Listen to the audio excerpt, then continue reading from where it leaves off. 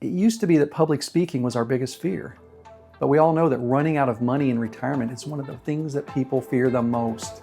And it's also one of the most preventable outcomes when the planning is done thoughtfully.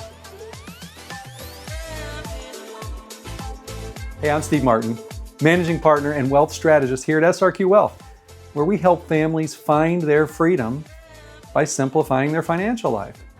Let's just put some context on the table.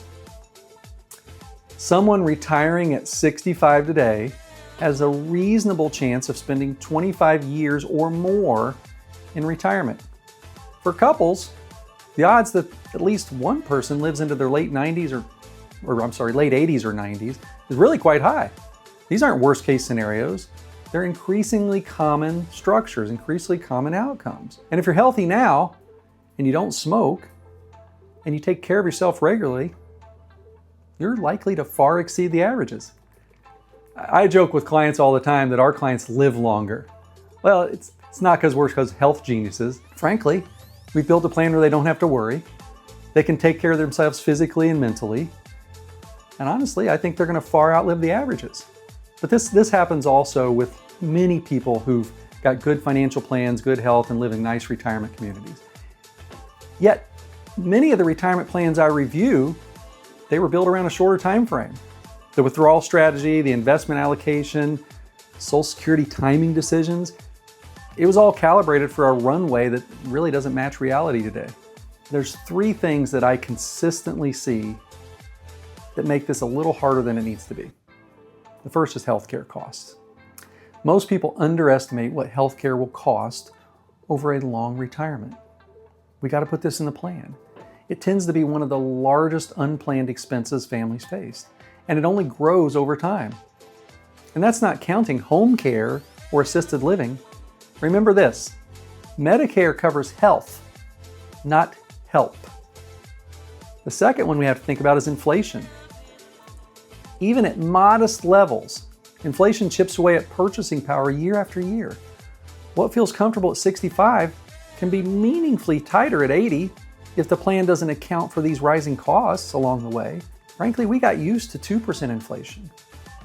If the 3% inflation we're experiencing now is the new norm, that gets 50% more expensive in just 20 years.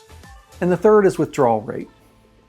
It's easy to pull from a portfolio at a pace that looks sustainable in the early years, but becomes strained further down the road.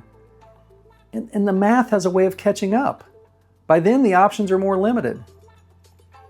Honestly, people think you can make 8% and withdraw 6%.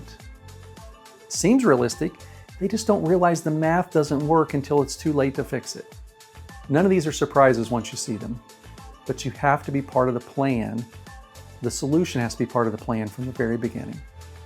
A real retirement income plan isn't just about the total number you've saved. It's about how long it lasts, how it's structured, and how it can adapt when things change. That means knowing your sustainable withdrawal rate, planning realistically for healthcare, building in some buffer for inflation, and having a clear, intentional strategy around when and how to take Social Security. But it also means revisiting the plan regularly because life changes. Tax laws change, and we all know markets move, sometimes in ways that nobody predicts perfectly. A plan built a few years ago likely needs to be updated today. Because the goal isn't just to retire, it's to stay retired, comfortably, on your terms, for as long as you need. And that's what real planning makes possible. I'm Steve Martin, and you've just taken your next step on your journey to true wealth. If this is the kind of content that's useful to you, hit that subscribe button.